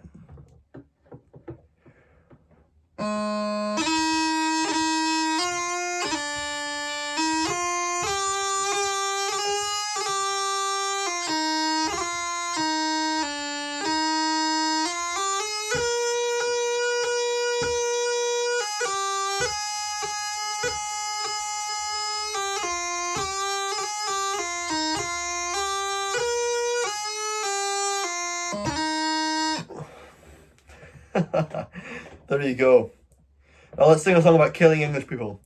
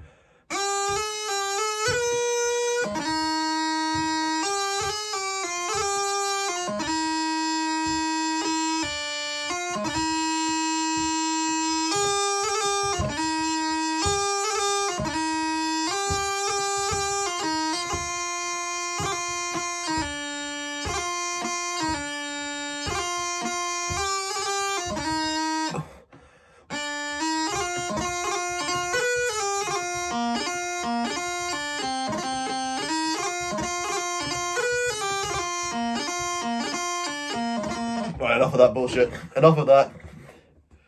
Oh, I'm going on off my nice jacket. It's so hot in here. It's actually roasting. It's not like even sunny outside. It's roasting inside here. Whoa.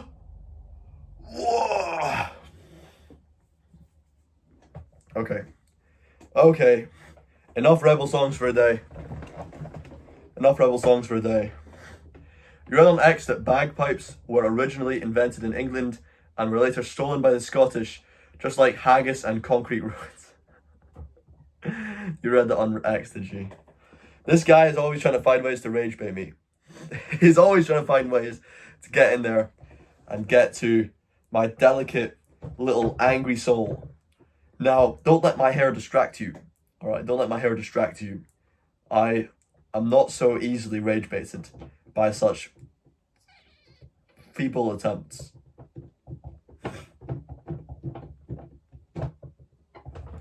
Right, I should take my shirt off now then. You know, let's have the gas there. You get a lot of value from me. You get a lot of value because I just went and played God Save the King, which is a tune I never play. I despise playing it. Despise playing it. I don't know how I even know it. How do I know it? I don't even know how I know it. I don't know how I know it. I despise playing that song, and I played it just for you. Now, you need to be more generous to me in response to me playing God Save the King for you. Do it for William of Orange. Jesus. You need to give me much more respect than Zabagaster. So I'm going to make a personal request to you that you make a generous donation and we forget that I ever played God Save the King. Because if you don't, then I'm going to find out where your little shitty house in Argentina is, I'm going to fly there. I'm going to show up at your door. And I'm going to play you Flower of Scotland to your face. And you'll be showing that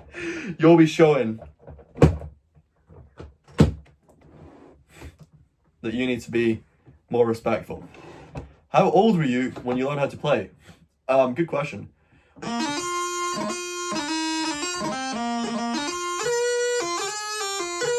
I started learning when I was 10 years old. So 11 years ago. Hi, what are you writing here? Hi, doubtful, but Robin, do you happen to do any HEMA martial arts with Targe and rapier? You got stuck up against some dude using Scott's arms and kept getting killed by his Targe shield pike. Lol. No, I don't. Although I'm sure I should, so I can kill the English more easily. I'm just winding you up. I'm not making any plans here. That's the way in true Scott fashion.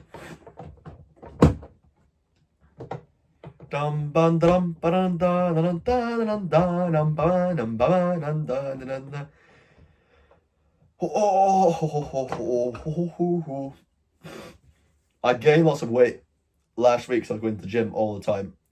Then I lost it over my birthday weekend because I was with family and eating their sort of bullshit meals that they eat. You don't even get the beef between England and Scotland. You just enjoy teasing Robin. Yeah, exactly. It's definitely not good fun. It's not good fun? What, getting poked with a... what was it, whatever it was?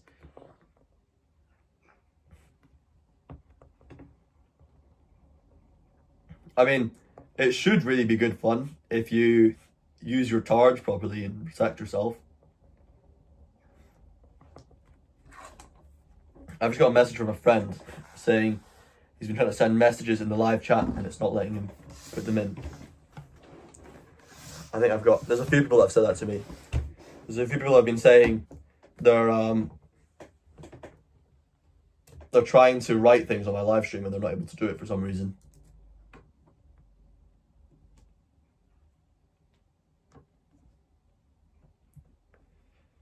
You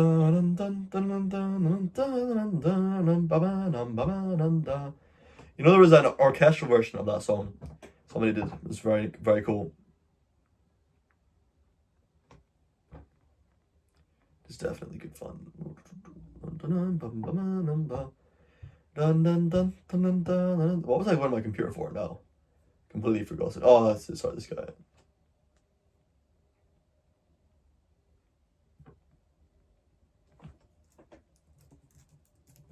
What's going on? I'm being told that people can't do super chats either.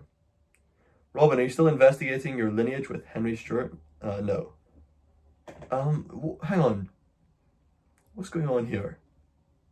What? Who's not getting on? Apparently, no. There's no super chat button. Is that true?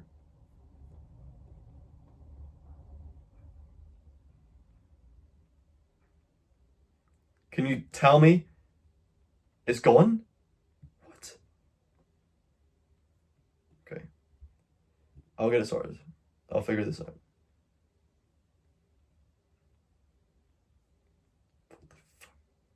Why would it be off?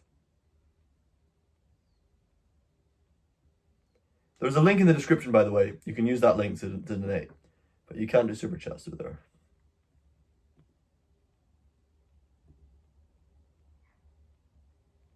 Was it there earlier and it's just disappeared? Is that what's happened?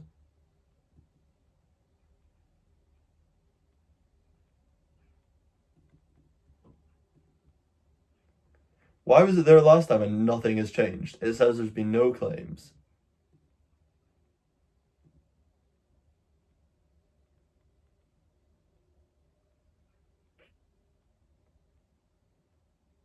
Oh, Oh. My whole account has been demonetized. Why? Why has my account been demonetized? Why do you think my entire account has been demonetized? What do you think I might have done to deserve being demonetized on my entire account?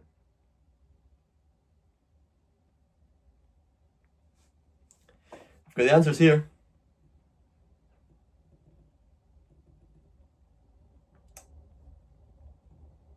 I'm reading it. I'm reading it. It's right in front of me, and it's very, very angering. What? Why don't you take a guess?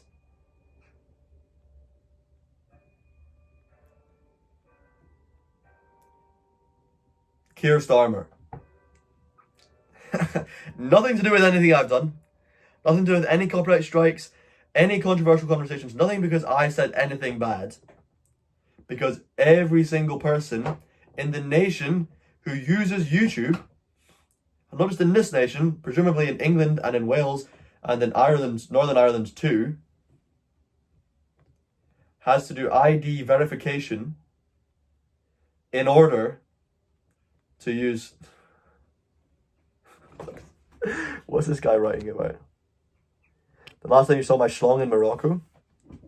Oh, did you find the part of my live stream where there was a little bit too much being revealed? Where did I even get through?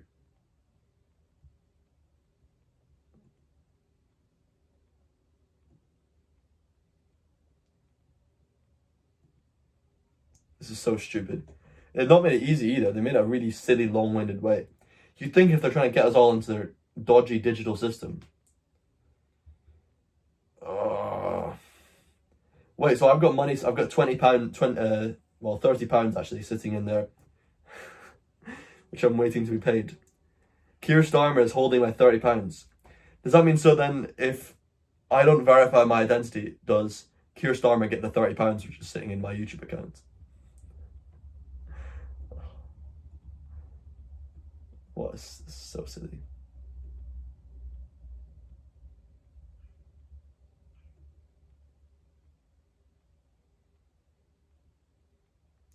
This is crazy. Oh, for fuck's sake, are you joking with me?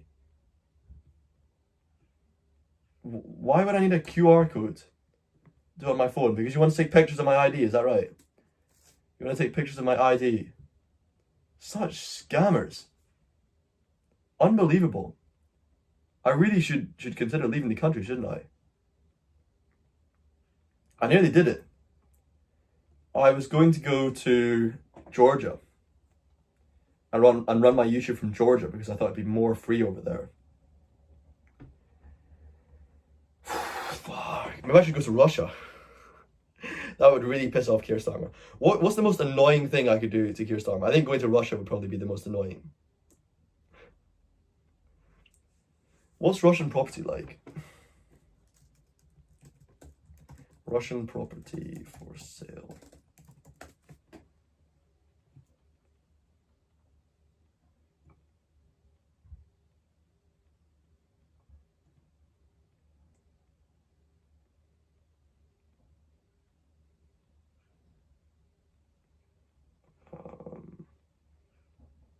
Oh, so much stuff.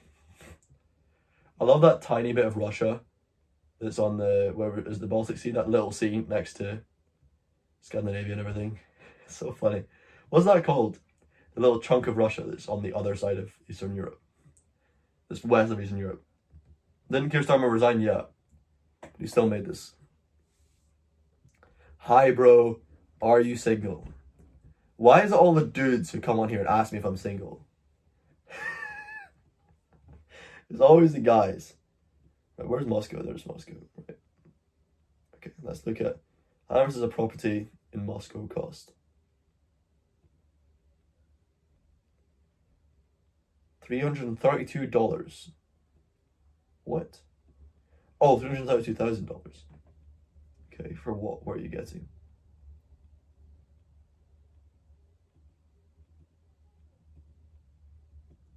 It's not even finished building.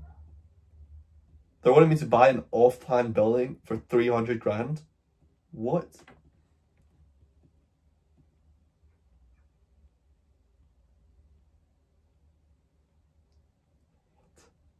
I'm getting some really weird WhatsApp messages right now, and I do not know what a gold bladder is, but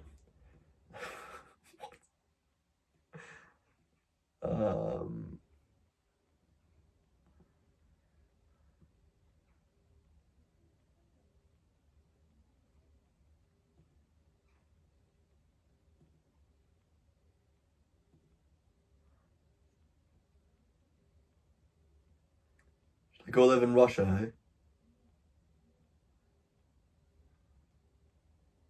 You can get a cottage, a rural cottage for 40 grand. I just love Scotland. I don't want to be anywhere. I don't want to be anywhere except for Scotland. Why would I want to? I mean, it's just so stupid that we have these ridiculous restrictions here, that's all. I'd love to just stick up a finger. You know, how much would I piss off the government here if I went there? Chat to the people from Moscow who hacked your account one time.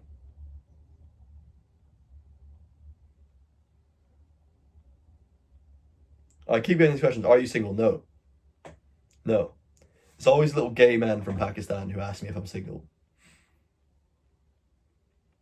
You know why that is? Because the little gay men from real countries like Scotland and America, they just give me money.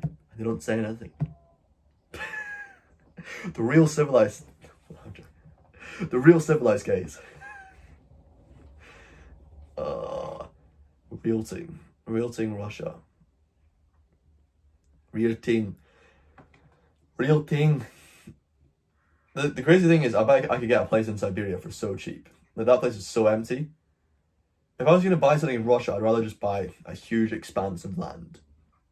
And do nothing with it. Do you recommend tourism in Scotland, or is everyone over the tourists? Especially in Edinburgh. Yeah, they get annoyed with a lot of the tourists because they're bad tourists. But if you're a good tourist, then people won't get annoyed. Tourists bring lots of money into the economy. We are very thankful that they come here. And Teresa, I'm sure you'll be very welcomed, and I can give you some recommendations. As a gay from America, you agree. Give Robin more money. Thank you. Thank you, Geralt. Thank you. You're the man. He is rude. He's only to the Pakistanis. No, I'm kidding. Like, I've got Pakistani friends. I don't hate people from. Like, I think I give the impression that I'm racist, and then I joke about being racist, and it's pretty dangerous, because I definitely give people a false impression. I know lots of Pakistanis, and I'm very friendly with them, and I respect a number of them. Great amounts, all right? I have great amounts of respect for a great number of Pakistanis. So don't get the impression otherwise. So West Russia is where all the trees are, huh? The further east you go, it's just... What is this? It's just grey. What is it? I don't even know what it is.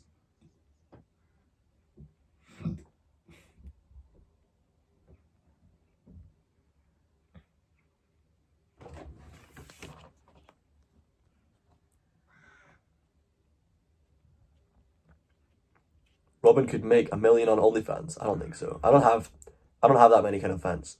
I've got a small select group, and they're very passionate, and they message me all the time, and they send me stuff on here, but they're not representative of most people. Most people who watch my Instagram don't see me in that way at all. You and a buddy were thinking of splitting a purchase of land in Alaska. You found a listing of 1,000 acres of forests and beach for $10,000, but it's like 500 million miles from civilization. Yeah, exactly. That's what I was thinking. I'd probably find in Russia, something like that. You can get a huge amount of land there. But I do think generally Russia's a place I'd like to invest in. And people who want to get away from the bullshit of Western nations, want to piss them off by going straight into the hands of the enemy, they're going to head to Russia. I think there's going to be a lot more of that. People are like, you know what? I despise the West so much. I'm going to go to a country full of blondes with zero Western liberal nonsense. You know what the Russians, you know what they call Europe in their propaganda? They call it gay Europe in their propaganda. That's how they talk about us. Gay Europe. There's so many big forests in Russia. Is it just not agriculturally fertile? Like, why did so many people leave that part of the world to venture west into Western Europe? Especially places like Spain. I mean, come on. That's not a fertile place. Really. In most of it. It's a desert.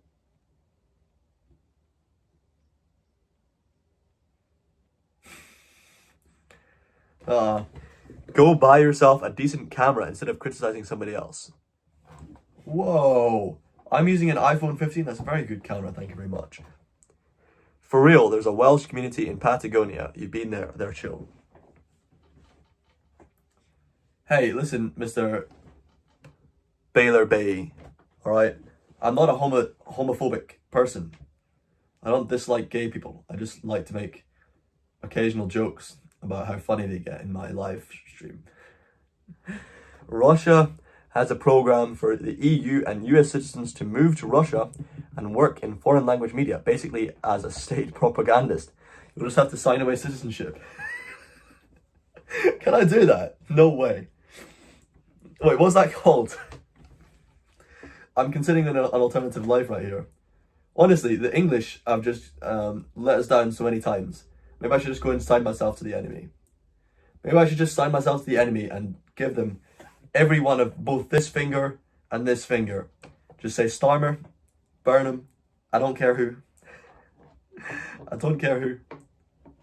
My hatred for you is beginning to outweigh my love for my own nation. That'd be so sad. I can't ever let that happen, can I? Because that's basically what going to Russia would symbolize. Unless I was doing it in a way to help my country, I would be doing it because my hatred for them was outweighing my love for us. I can't let that happen. That'd be terrible. That would be terrible. It'd be tragic.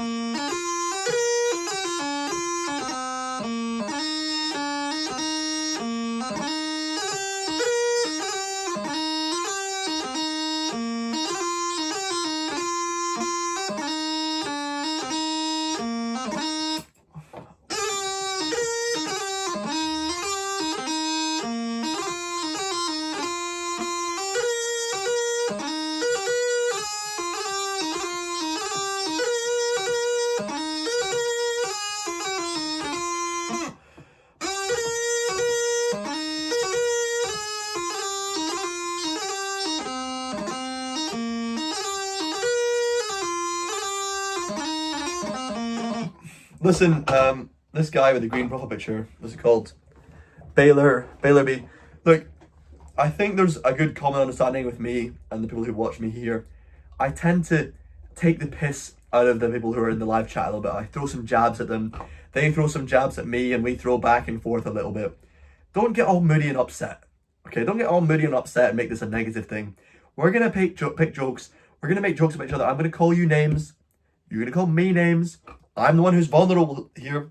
I'm on the stage before you, doing my silly dances and playing music for you. You can play along and you can have a good time and you can enjoy the little jest. But if you get upset, just leave. Because there's no point, if I'm making you upset, there's no point in spending time looking at my face or listening to me speaking. All right, go listen to somebody who's not going to make you upset. Go listen to somebody who's going to make you feel nice, make you feel good about yourself. All right?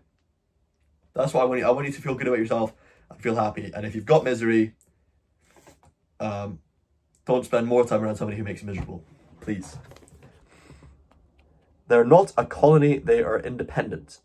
We are not independent. Sorry to tell you, sir. We're not an independent country. 2024 Russian Patriation Decree. Citizens of Western nations wishing to join the Russian nation may do so without needing to know Russian language and history if applying through RMOD portal. Baylor is going to report you to the Crown's Internet Brigade. Poor Robin, going to end up in the Tower of London. Well, I hope not. I hope I don't end up in the Tower of London. Well, this lighting's cool here. I like how there's kind of this blue line over my left eye. Is that from the water bottle? Oh, it is. That's cool. Baylor, why are you getting mad? You're the one asking a straight man if he's single. Yeah. Well, I am a straight. I don't despise the gays, though. The gays are okay. You know, I think they could make some more ethical decisions, but hey, I know lots of them. I had a very good friend, well, I've had quite a number of friends who are in that category. I had a good friend in Australia who we talked about this sort of stuff a lot. And he would call straight people breeders. That's what he called us. He said, "Thank you for being a breeder." Because we give birth to them, you know. almost all people of that category were given birth to by straight people. Some straight couple, a man and a woman, went and turned them out.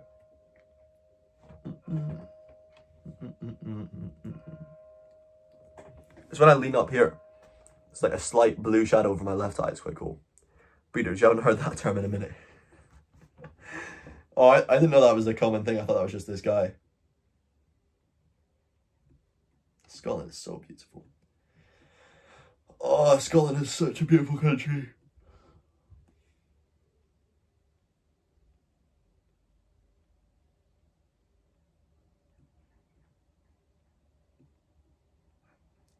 Should I go to Rosyth? I had somebody from Rosyth make me a very tempting offer, and I was thinking maybe I should go there.